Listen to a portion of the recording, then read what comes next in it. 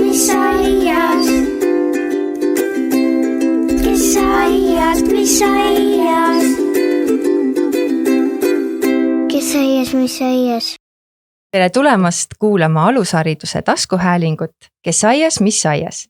Mina olen Silja Järve. Ja mina olen Kätlin Tanin. Kes ja mis meil täna aias on, Silja? Täna on meil erakordne saade. Kui kuulasite Maria Jürimäe saadet õpiringidest, siis te panite tähele, et tema soovitas kutsuda kolleege enda teadmisi jagama.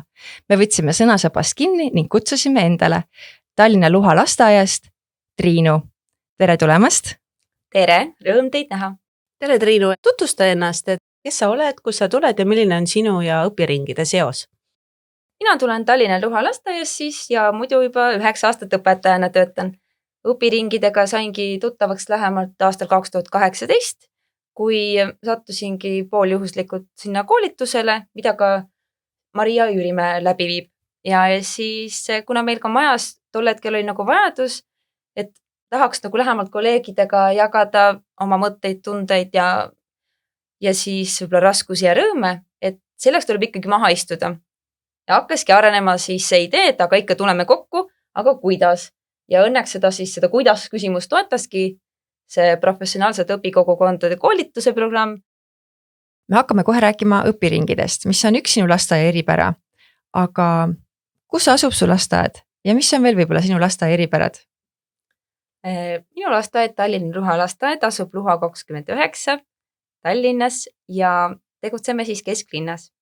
Ja eripäradest nii palju siis selle koha pealt, et me oleme järjest avastamas IKT maailma ja oleme isegi koostanud enda maja töötele alguses mõelduna ühe sellise robojuhise võib niimoodi öelda ja sellega saanud ka e-koolikoti vahendusel tunnustuse. Sa mainisid, et enne õpiringe oli kogu aeg tunne, et koosolekud toimivad, infotunnid toimuvad, aga kogu aeg on tempo taga ja aega jääb alati puudu. Kas need õpiringid on kuidagi mõjutanud ka nende koosolekute infotundide toimimist või need on ikka nagu sama süsteemiga ja võib-olla see omas elemendis peabki nii olema? Raske öelda. Tempo on kuidagi üldiselt võib-olla muutunud nagu jõukohasemaks ja või teadlikumaks, et ka mida me töökoosolekutel teeme või petnõupidamistel. Kuigi me käime personaliüritustel, me saame töökoosolekutel peaaegu iga nädal kokku, siis ei olnud võib-olla aega rääkida nii palju täpselt sellest, mis ma tunnen, mis ma mõtlen, mida mu kolleeg mõtleb, kuidas teda toetada, aga kuidas tema mind saaks toetada. Ja siis selle kogukonna tunde nagu tugevdamiseks me tahtsimegi tulla kokku kord kuus, et rääkidagi asjadest nii, nagu nad on. Kuidas sa selle idee õpetajatele maha müüsid, et teeme nüüd mingi tavalise koosoleku asemel õpiringi ja kas oli ka küsimusi, et mis see üldse on, Triinu? Ja loomulikult oli ja õnneks ma jagasin ühel töökoosolekul põgusalt, et kus ma käin, mis ma teen, siis mingid kuud hiljem, kui see koolitus oli juba lõppemas ja ma tõesti tagasi tulin selle jutuga, et me võiks midagi proovida, et siis oli juba natukene nagu inimestel aimu olemas. Ja siis juba ma saatsingi välja küsimustikku, et mis on teie ootused, mis on teie soovid, kes on valmis võib-olla mingit mängu või tegevust abistama, võib-olla ise läbi viima. Ja sealt hakkasidki kooruma ka need teemad välja, et millest nad tahaksid rääkida, mida nad vajavad, mida nad tunnevad ja kuhu me võiksime selle asjaga üldse edasi liikuda. Ja loomulikult tuli küsimusi, mis on ja seda me veel terve mitu kuud, mitu kohtumist selgitasime välja ja siis hakkas järjest nagu mugavamaks minema. Nad said aru, et seal ei olegi sellist kodutööd vaja teha. Ma pean lihtsalt tulema kohal. Kui te seda õpiringi alustasite, kas sellel oli mingi kindel teema või suund? Või oligi see selline nagu jututoa või koos olemise eesmärgiga alguses loodud? See oli ikka selle raames loodud, et parem mina, parem õpetaja. Ja tegelikult need teemad käisid nagu paralleelselt, sest et kuidas jääda rühmas rahulikuks, kuidas väljendada enda tundeid, aga samas mitte neid nagu alla suruda. Ja meil jõudsid ka sinna need teemad, et me jagasime rühmas oma tugevusi või ütleme rühmatööd jagasime ka õpiringis, et mis on minu tugevused, mida ma teen hästi ja seda kõike piltide ja videote näol, et seda professionaalselt mina ja kodust mina võib-olla ühildad, aeg-ajalt siis mängisime võib-olla isiklikemaid mänge või tegime tegevusi ja siis kasutasime ka ära, et jõuda sinna selle professionaalse mina nagu arenguni, et aga ma veel kord rõhutan, et parem mina täna kui homme. kas see oli teie õpiringi nimi kõigepealt siis või? Ei. Kas te nime panite oma õpiringile? Nii veider kui see ka on, see nimepanek ei õnnestunudki. Meil oli siin mitu kandidaati, aga see jäigi õpiring ja kõik saavad sellest aru. Ma saan aru, et selles mõttes see nagu segadust võib-olla tekitab, aga meie majas see nii klapib. Ja siis ongi meil hellitavalt nii-öelda oma keskis õpiring. Mis nimevariandid laual olid? No siin käisid illed ja ohakad läbi ja mõttekoda ja aga jäigi õpiring. Või vähemalt niimoodi oma keskis. Et kui suur oli alguses see osavõtja, kas need inimesed jäi püsima või kuidas teil see grupp moodustus? Väga hea küsimus sellepärast, et võiks ju arvata, et peab meelitama. Vähemalt meie kogemus oli selline, et ei pidanud. Tegime siis nii-öelda kutsereklaami välja ja tegelikult tulidki kõik kohale. Puhtast huvist juba.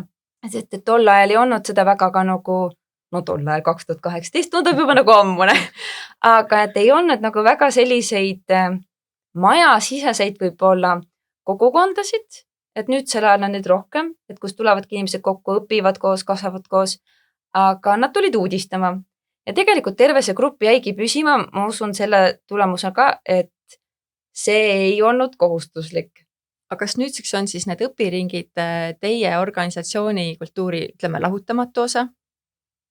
Võib öelda küll niimoodi, et me oleme juba saanud aru, et mis me tahame sellega saavutada, mida me saame sinna panna, mida mitte ja arenguruumi alati on, et meil on ka nüüd natuke personali vahetust olnud, et siis nende nagu ütleme suhestus sellega on alles nagu alguses, aga nüüd uue hooga hakkab varsti uuesti pihta kaardistamine, mis me sellel aastal teeme, mis te tahaksite, et eks COVID ka vahepeal siin pani nagu selle asja pausile, me leiutasime ennast ka sellel ajal, aga et ütleme õpiringide läbiviimine sel perioodil oli ikkagi pähkel, et meil oli üks kohtumine aasta alguses, kui veel oli nii-öelda kõik nagu ütleme lahti, oli saalis, teine kohtumine mingid ajad hiljem oli meil veebis ja üks kohtumine oli siis selline individuaalne, et ma tegin siis töötajate video ja siis igaüks siis toimetas vastavalt oma tempole ja siis pidime saama hiljem kokku. Et see oli selline huvitav väljakutse, aga õnneks me saime nagu üksteist toetatud siis jällegi teiste võtete nagu raames. Leppima pidi, et lihtsalt, et see ei olnud nagu tüüpiline õpiring enam. Võib-olla täpsustaks, et kui suur on Luha lasteaed, et mitu inimest teil seal grupis üldse koos oli? Et Luha lasteaed on 6-rühmaline ja siis kokku on 26 töötajat pluss miinus siin lapsehooldusel olevad õpetajad, et nemad sinna hetkel ei tule, nad toimetavad kodus, aga jah, et õpetajatest käivad kohal kõik. Ja nüüd assistent ka. Kas see õpiring on mõeldud kogu meeskonnale või on see mõeldud õpetajatele ja kuidas on juhtkond sellesse kas kaasatud? Meil esimesel aastal käis ka kohal juhtkond, aga see tuli osaliselt ka nende poolt, et võib-olla nad osad õpetajad ei tunne võib-olla päris kõikide teemade puhul mugavalt, et siis meil tegimegi kokkuleppe, et me kutsume neid teatud teemade või teatud valdkondade puhul nii-öelda nagu õpiringi, et siis nad osalevad seal koos meiega. Aga jah, et see on kokkuleppeline. Kuidas te need kokkulepped sõlmisite juhtkonnaga, et milliste teemade puhul nad tulevad, et kas see algatus tuli juhtkonna poolt, et nad ise ei tundnud ennast kõikides ringides mugavalt või algatus tuli pigem nagu õpetajate poolt? Kuidas see teil käis? Pigem võib-olla nad ise nagu tahtsid tunda ennast ka hästi, eks ju, aga tahtsid, et õpetajad tunneksid nad hästi. Et nad pigem nagu ennetasid seda, mul on tunne, selle küsimusega just, et teate, me igaks juhuks küsime üle, kuidas on tunne. Ja siis sellest väga orgaaniliselt tekiski see lugu, et siis kui hakkavad mingid teemad nagu, hakkan nagu planeerime teatud teemasid ette, et siis räägime läbi, et järgmine kord, meid ootab nagu see ees. Ja siis ongi kutse nagu ka, et kas nagu juhtkond nagu tahab tulla, kas nad saavad tulla, kuidas nad ise ennast tunnevad, et ka nendega nagu proovime arvestada täies mahus. Et juhtkond on sind usaldanud ja on andnud rohelise tule nende õpiringide toimimiseks ja samas ta mõndades osaleb ja mõndades ei osale, aga ta väga väärtustab seda, et need toimivad ja on esitanud selle õpiringide toimimisega personaliprojekti auhinnale. Mida see sinu jaoks tähendas, et õpiringide toimumine esitati personali auhinna konkursile? Minu jaoks on see esiteks väga nagu tähendusväärne, sest et me tulime ikkagi kokku ja tahtsime olla nii-öelda professionaalsed nagu paremad, tugevamad, osavamad, kui nii võib öelda. Ja seda on 2 aastal nagu märgatud ja tahetud nii-öelda nomineerida sinna personaliprojekti auhinnale. Et olgugi, et me ei ole võitnud, aga me oleme oma kogemuste ja tegevustega juba justkui võitnud ja saanud jagada seda ka teistele. Ja tänu sellele kohati võib-olla ka oleme nüüd siin sellega, et me jagame selle podcasti vahendusel, et oma kogemust. Kirjelda meile, milline on teil toimuvate õpiringide sisu? Laias laastus see sisu, hakkan seda sisu avama selle kaudu, et see on selline võib-olla vana hea klassikaline sissejuhatus, põhitegevus kokkuvõtte stiilis, et me tuleme sinna, me kohaneme, me teeme mingi icebreakeri ja hakkame kaardistama, et ahah, et kuidas kellegi täna on. No sellest lähtuvalt siis mul on seal, ütleme, et selja taga mingid asjad ka valmis pandud, et et vaatame täpselt, kuidas me edasi lähme. Aga teema ikkagi enamasti on jäänud nagu samaks, lihtsalt kuidas seda nagu hakata lahkama või ütleme nagu kuidas seda avada, et see on nagu erinev. Siis mõni mäng, mõni tegevus, jutupalli abiga, mõtete arvamuste küsimine, oleme proovinud ka probleemi lahendust ja situatsioonimänge ja siis hakkame otsusi kokku tõmbama ja tuleb kokkuvõtte aeg. Ikkagi ka, et anna märku, kuidas sul täna oli, mida tahaks, et teisiti teha, uued ideed, kõik on nagu ütleme valla. Ja meil on ka selline, ütleme, kirjutamata hea tava, et kui meil läheb täna lühemalt, siis see on ring ja ring sai otsa ja päev ongi nii-öelda edasiliikumiseks mõeldud. Kas sa seda pidid ka treenima, et seda aega niimoodi suunata ja jälgida? Ja see oli hästi huvitav, sest et ei olnud ju varem sellist kogemust olnud, et ise läbi viia ringi või, sest et täpselt kunagi ei tea, mis need ajaliselt nagu kestavad. Kuidas rahvas reageerib, mis võtab kauem, mis võtab vähem. Mõnikord on sul võib-olla rohkem varutud, aga vot täna tahaks just rääkida. Mingeid olukordi lahendada, küsida, aga kuidas sul on? Mul on siuke olukord ja ma olen jännis. Et see ajaline faktor on küll tegelikult, et õppetund, mida nagu pidi nagu harjutama. Ja esimesel korral, kui ma lõpetasingi varem, siis oli selline tunne, et apikene, aga ma lõpetasin varem, et mis nüüd saab? Et kokkulepped on ka üks õpiringi väga tähtis osa, võib-olla isegi kõige tähtsam, et kui õppeaasta alati algab, siis küsitakse, et kus teil on need head tavad või kas te olete lastega teinud kokkulepped või siis võib-olla nagu kuulajale on tuttav siis rühmareeglid, see sõna, et kuidas keegi seda parasjagu nimetab, et õpiringil ka, et ma kuulan nagu läbi sinu selle jutu, et kokkulepped on üks osa, aga kas see kokkulepped on teil kuskil niimoodi lihtsalt nagu kokku lepitud, et meil sellised head tavad on, mida me jälgime või see on ka kuskil niimoodi inimestele kohe näha või kuidas see protsess käis, et tõesti inimesed peavad nendest kinni ja kas õpetaja üldse peab kokkulepetest kinni? See on ka selles mõttes väga hea küsimus ja mul on hea meel, et sa seda küsisid, sest et see jäigi tõesti enne rääkimata. Kõige esimesel kohtumisel tegelikult me leppisimegi kokku need asjad niimoodi, et mida meil vaja on teha, et meil oleks mugav. Me tuleme siia selle jaoks, mida me tegema peame? No head tavad, okei, kokkulepped, reeglid. Traditsiooniline suur plakat, marker, värvilised markerid ja nii hakkasimegi pihta. Sõnastasin ja parafraseerisin siis nagu nende öeldud soovid ja reeglid ümber ja tuligi circa ütleme siuke 9-10 head sellist tava. Nende enda poolt öelduna küsisin üle, kas te tunnete nii, kas see sobib ja läheb kirja. Ja meeldetuletuseks ma olen seda aeg-ajalt saatnud ka meilile. See plakat on mul veel alles, see tuleb ka aeg-ajalt õpiringidesse kaasa, kui meil ei ole pikaaegsed või pikad vahed on sees. Ja siis me käime need uuesti nagu põgusalt läbi. Ja õpetaja ikka peab kinni. Vajab aeg-ajalt võib-olla meeldetuletust, aga teab küll, et ise ootab ka, ise tahaks ka, et kaaslased peaks kinni. Järelikult siis ikka ise peab ka pidama, et sellest minast saab see asi alguse. Ja siis teine osa on see füüsiline keskkond. Milline on teie füüsiline keskkond, kus teil need õpiringid toimuvad?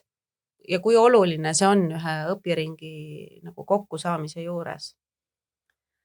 Nagu me siin oleme aru saanud siin hiljutiste sündmuste tulemusel, et see füüsiline kokkusaamine on väga vajalik ja me tundsime sellest ikka ka pikalt puudust. Ja seda õnnelikult me oleme, kui me saame loa uuesti alustada ja me tegutseme saalis muidu.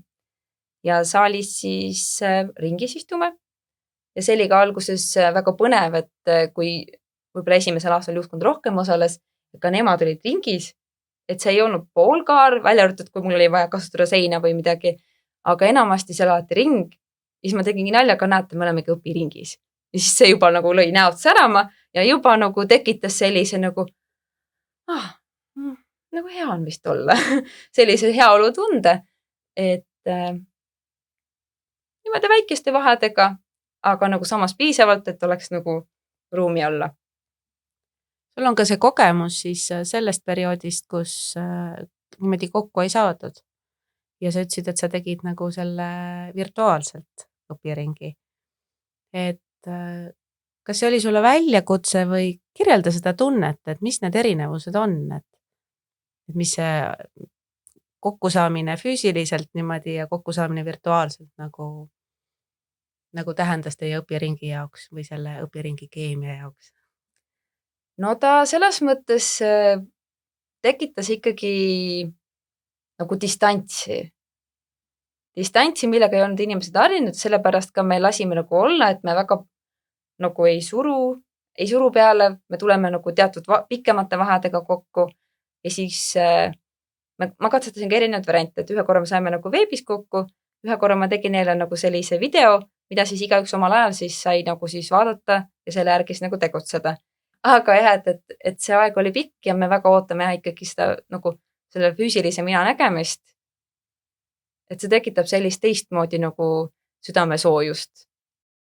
2018. aastast alates olnud, ma saan aru, selle õpiringi eestvedaja ja see moderaator, et iseenesest õpiring muidu oma ideelt on, et kõik on võrdsete seas. Ja sa ka enne ütlesid, et sa ei ole nagu võib-olla mõnda asja ei saa kaasa teha, kui sa ise seda meetodit nagu läbi viid. See on asi, millega ma olen arvestanud juba algusest peale. Valmisolek abistada ja minuga koos toimetada oli neil algusest peale. Lihtsalt võib-olla see julgus veel on kasvamas. Samas üksikuid tegevusi on või nagu osa tegevusi on ka, ütleme, kolleegid juhtinud, aga ütleme niimoodi, et ma olen valmis selleks, et ikkagi, et kui seda tunnet ei tule, kui ei ole seda võib-olla iseseisvust või julgust veel sellisel kujul astuda korraks oma õpiringi rollist välja kolleegile, et siis ma ei pane ka seda survet nagu peale, et ka siis, kui me alustasime just ka võib-olla miks ma kodus ka võib-olla mõtlesin mingeid asju juurde ja proovisin, oligi see, et ma tegelikult selle läbi nagu ka ise võib-olla oma läbipõlemist siis 2017, mis siis ka nagu käis läbi, et selle läbi nagu taastasin ennast ka, pakkusin teistele, aga samas nagu ise nagu jõudsin teatud järeldusteni ja väga terapeutiline oli. Et selles mõttes, et me tulime kokku ja selle läbi, et nad olid kohal ja nad nagu vestlesid ja arutlesid ja tulid nende mängudega kaasa, nad enese teadmata nagu justkui andsid mulle tagasi. Et mida on see õpiringide toimumine teie lasteaial andnud, et kas oled märganud nagu neid muutusi, on see siis meeskonnatöös või juhtkonnas või lastes või kogu selles organisatsiooni kultuuris, kliimas? Et räägitakse nii heast kui ütleme raskematest päevast võib-olla on nagu omavahel avalikumalt, et ei suruta alla, ei olda tugevad lihtsalt sellepärast, et peita nõrkusi, vaid nagu ma märkan küll seda, et inimesed räägivad omavahel rohkem. Tead, mul läks see hästi, millega ma olen pool aastat juba vaeva näinud või siis see teine pool just, et mul oli nii raske päev täna selle asja tulemusel ja siis saabki see teine öelda. Tead, aga mul oli sarnane olukord paar aastat tagasi ja juba see nagu kaudselt toetab ka, et ma näen järjest nagu neid olukordi nagu juhtuvad, tekivad ja kuulen ka nendest aeg-ajalt, et kus nagu inimesed, kes alguses olid nagu võõrad, aga selle nagu ütleme osategevuse tulemusena on nüüd tuttavamad. Ja nagu saavad toetada ka ringi väliselt üksteist, seal on sõprussuhted tekkinud, seal on ütleme majast, kes on võib-olla ära läinud mõni inimene, aga et ikkagi hoitakse ühendust ja et see jälle nagu loob seda tugivõrgustikku, et me ikkagi oleme tänu sellele siis paremad. Et näen positiivseid tulemusi. Kas tänu õpiringidele on teil majas ka mingid mured lahendatud saanud? Sest tihti on nii, et kui muredest ei jõua rääkida, siis need mured kuhjuvad kas inimese sees või kuidagi üldse need mured kuhjuvad, kui siis ühel hetkel on võib-olla mingi kole olukord, inimesed lähevad omavahel tülli ja muu seesugune. Et seda me proovimegi ennetada juba sellega, et me päris algusest leppisimegi kokku selle, et kuigi meil on eriarvamus, et me austame üksteist nagu lõpuni ja oma seisukohti tuleb nagu selgitada, eks ju, aga mitte nagu peale suruda. Ja aga see on selles mõttes meid vedanud läbi kenasti ja me oleme saanud nagu sellega nagu hakkama.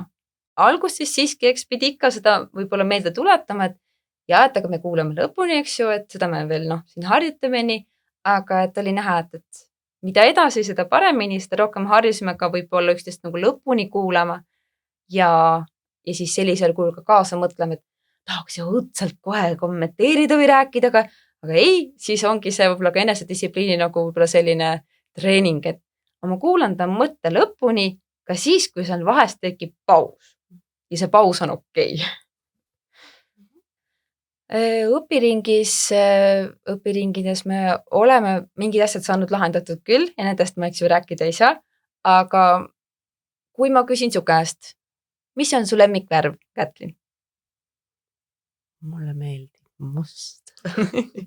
Siis juba sellega sa veidi avad ennast ja siis iga küsimusega, iga mängu ja tegevusega, kas või kohal olemisega, sa juba oled pildis. Ja juba meeskond tajub sind kui tervikut, et sa oled kohal, sa näed, sa kuuled ja sa oled kuulatud. Et selle vestluses osalemisega sa annad märku, et aga ma kuulan sind, ma vaatan sulle silma ja me oleme kohal.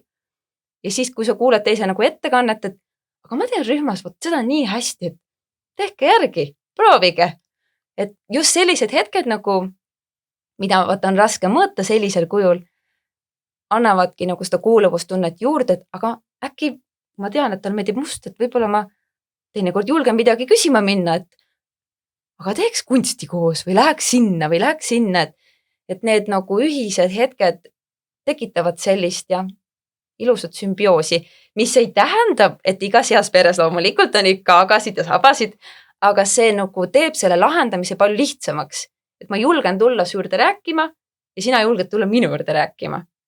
Ja väga rahulikult, rahumeelselt austades sind ja austades mind. Sa väga lahedalt kohe tõmbasid selle olukorra siin nagu päris õpiringi käima, et kus sa neid meetodeid või metoodikaid nagu saad? No eks on aidanud kaasa selles mõttes ka kunagi tuutori ja mentori koolituste läbimised ja loomulikult ka see professionaalse õpikogukonna koolitus, et siis loed jälle, kuulad, vaatad ja saad kellegiga vestluse käigus inspiratsiooni.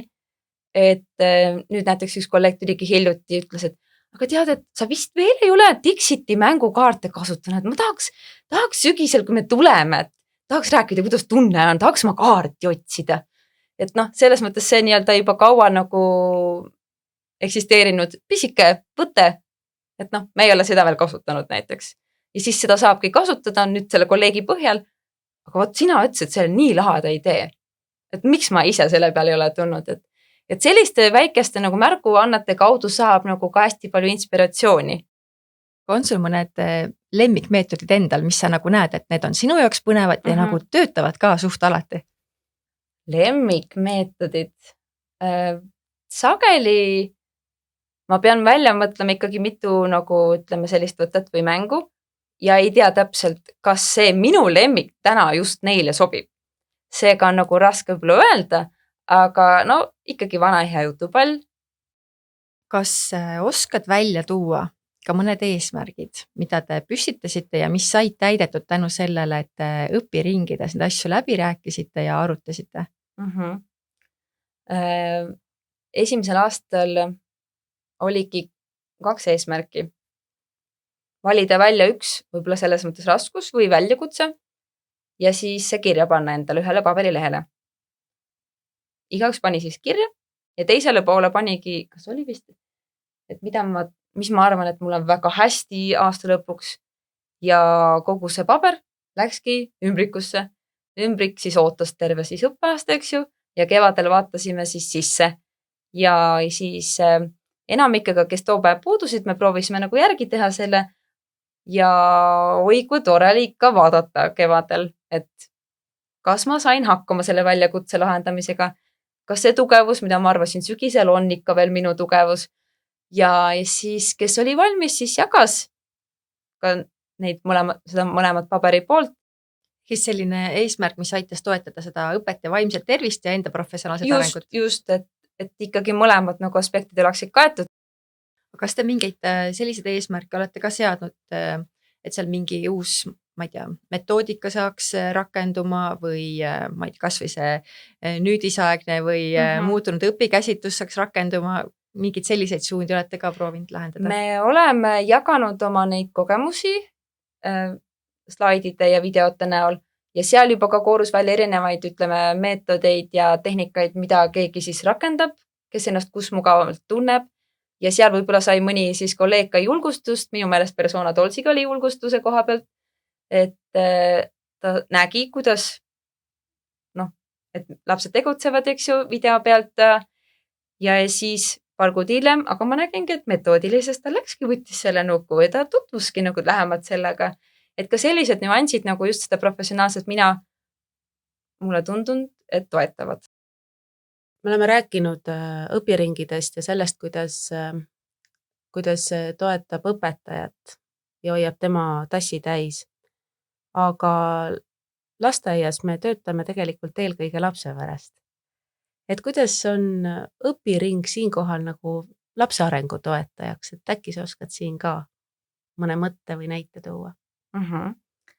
Kõigepealt, kui õpetaja hoolitseb selle eest, et mida ta tunneb, mida ta mõtleb, siis on ta ka rühmas tugevam, aktiivsem, märkab rohkem ja jaksab ja võib-olla ka rohkem sellistele väljakutsetele vastu astuda, sealhulgas ka võib-olla lastele ta suudab pakkuda ka rohkem abi, toetust, armastust, hoolivust, tänu just sellele, et ta käib aegalt, räägib, mängib, tegutseb, võtab aja maha ja lapse areng selle koha pealt ongi just toetatud, et õpetaja jaksab rohkem märgata, toimetada, tegutseda, jagada ja võib-olla isegi, kui on võib-olla raskem juhus, mida tahaks mida ise ei oska pusida, aga turvalises kokkulepitud keskkonnas jagada teistega, et kas te olete midagi kuulnud, kuidas lahendada, mida öelda, siis nõu andmise asemel jagavadki teised oma kogemust ja otsija leiabki ise selle vastuse sageli. Ehk siis ta läheb tagasi rühma, see õpetaja, ta leiab selle vastuse mingi aja vältel ja selle läbi toetabki seda last, kas siis tegevuste raames, mis ta rühmas teeb, või siis lapsevanemaga teistmoodi võib-olla suhestumise moel, et hästi suur punkt on koostöö koduga ja et saada ütleme, see hea kolmnurk lasteaed, kodu, eks ju, ja laps, kõik toimima, et selle kaudu ma näen et õpetaja tuleb, tegutseb ja teeb. Uus õppeaasta on nüüd suure tuhinaga alanud ja meie kuulajad on kuulnud meie eelmist saadet ja nüüd sinu kogemust, et äkki väike selline sõbra soovitus, et õpetajale, kes kuulab seda ja mõtleb, ma tahaks ka rohkem teada õpiringidest ja miks mitte seda oma majas teha, et millest alustada? Kõigepealt tasub rääkida paari hea kolleegiga, et kellega sa suhestud ja siis, kui neile natukenegi midagi silmas ära see tekitab, see mõtteidee, siis kindlasti tasub uurida võimalusi, et sinna koolitusele minna, sest see annab väga hea pagasi edaspidiseks. Tasub uurida, mis on teiste majade kogemused, külla võib alati kutsuda ja selles mõttes, et me saame küll jagada ainult enda nägemust, kogemust ja varianti, aga lõpplahendus tuleb ikkagi ise leida. Nii et sina, hea kuulaja, kes sa oled ettevõtlik ja valmis, jõudu! Aitäh, Triinu, selle tänase eest ja selle eest, et meie kuulaja küll ei näe, aga mina näen. Ja ma näen, et kui ma küsin midagi õpiringi kohta, siis kuidas sinu silmad lähevad särama, kuidas sinu käed hakkavad käima, kuidas su energia tõuseb, tuled siit toolist niimoodi püsti ja siis sa räägid midagi, mis tuleb täitsa sinu seest ja südamest. Ja see õpiring, mida te läbi viite ja see teema, millega te seal tegelete, et see on hästi-hästi oluline. Ja et sa oled selle leidnud ja läbi selle sa tõesti särad siin ja see on väga tore ja selline soe kohtumine olnud, et ma soovin teie õpiringile pikka iga, kui seda niimoodi võib öelda. Aitäh sulle, Triinu! Aitäh! Aitäh, Triinu! Kes aias, mis aias? Kes aias, mis aias? Kes aias, mis aias? Täname Triinu Kustassood Luha lasteaiast, et ta jagas enda maja head praktikat õpiringidest ja koos õppivast kogukonnast. Nüüd on üks üleskutse meie kuulajatele. Palun andke teada, kas selline 2-osaline saade, esimene saade rohkem teooria ning lisasaade, kus saab sõna kolleeg praktik lasteaiast, rikastas sinu arusaamist teema kohta. Ning võiksime ka edaspidi selliseid paarissaateid teieni tuua. Meile saad kirjutada e-posti aadressil kesmissaias@gmail.com.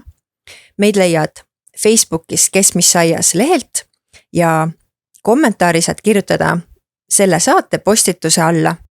Kohtumisteni järgmistes saadetes. Ole hea ja vajuta YouTube'is ka nuppu telli. Siis tuleb sulle teavitus, kui meie uus saade valmis on. Kuulmiseni!